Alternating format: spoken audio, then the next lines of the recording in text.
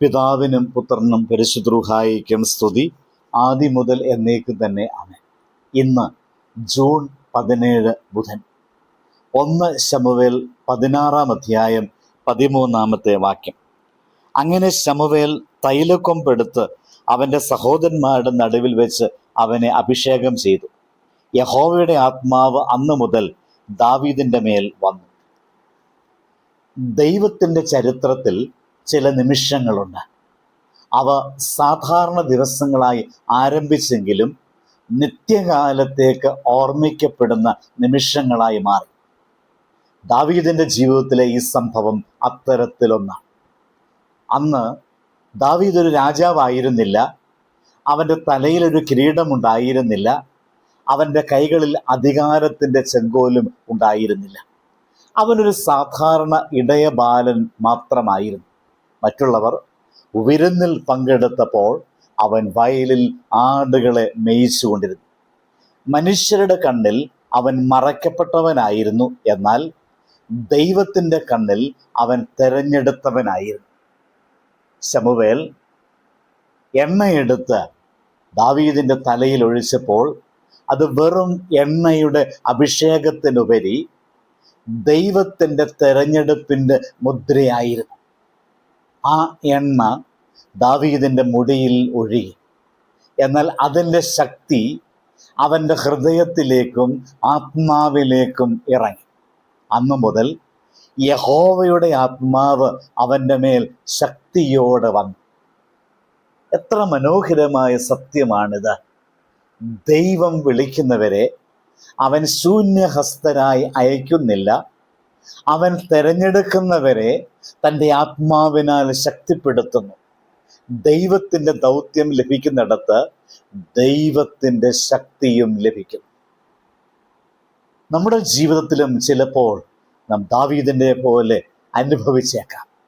മറ്റുള്ളവർ നമ്മെ കാണാതെ പോയേക്കാം. നമ്മുടെ കഴിവുകൾ അംഗീകരിക്കപ്പെടാതെ ഇരിക്കാം.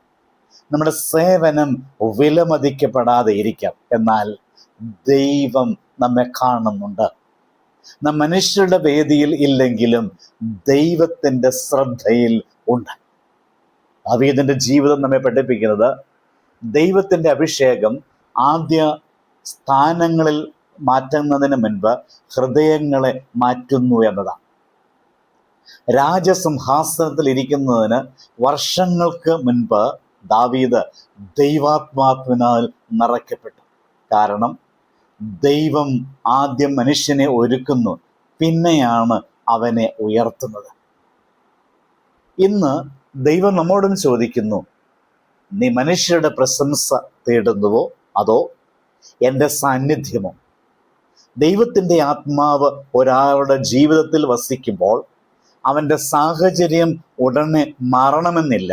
എന്നാൽ അവൻ്റെ ഉള്ളം മാറും, ഭയം ധൈര്യമായി മാറും, നിരാശ പ്രത്യാശയായി മാറും, ദൗർബല്യം ശക്തിയായി മാറും. നമ്മുടെ ഏറ്റവും വലിയ ആവശ്യം ഒരു പുതിയ സ്ഥാനം അല്ല, ഒരു പുതിയ അഭിഷേകമാണ്. കൂടുതൽ സമ്പത്തല്ല, കൂടുതൽ ദൈവ സാന്നിധ്യമാണ്. കാരണം ദൈവാത്മാവ് കൂടെയുണ്ടെങ്കിൽ മരുഭൂമിയിലും പാട്ടുപാടാം, കൊടുങ്കാറ്റിലും സമാധാനത്തോടെ നിൽക്കാം, ഇരുട്ടിലും പ്രത്യാശയുടെ ദീപം തെളിയിക്കാം. അതിനാൽ ഇന്ന് നമുക്ക് നമ്മുടെ ഹൃദയം തുറക്കാം. ദൈവത്തിൻ്റെ അഭിഷേകം നമ്മുടെ മേൽ പുതുക്കപ്പെടട്ടെ. അവൻ്റെ ആത്മാവ് നമ്മുടെ ജീവിതങ്ങളെ ശക്തിപ്പെടുത്തട്ടെ. അപ്പോൾ നമ്മുടെ ജീവിതവും ദാവീദിൻ്റെ ജീവിതം പോലെ ദൈവമഹത്വത്തിൻ്റെ ഒരു സാക്ഷ്യമായി മാറും. പ്രാർത്ഥിക്കാം. സ്നേഹനിധിയായ കർത്താവേ, ദാവീദിൻ്റെ മേൽ ശക്തിയോടെ ഇറങ്ങിയ നിന്റെ ആത്മാവ് ഞങ്ങളുടെ ജീവിതങ്ങളെ നിറയ്ക്കണമേ. മനുഷ്യരുടെ കണ്ണിൽ ചെറുതായി തോന്നുന്ന ഞങ്ങളുടെ ജീവിതങ്ങളെ നിന്റെ കൃപയാൽ മഹത്വത്തിനായി ഒരുക്കണമേ. നിന്റെ സാന്നിധ്യം ഞങ്ങളുടെ ശക്തിയും ആശ്വാസവും വഴികാട്ടിയുമായിരിക്കണമേ. ആമേൻ. ദൈവം അനുഗ്രഹിക്കട്ടെ.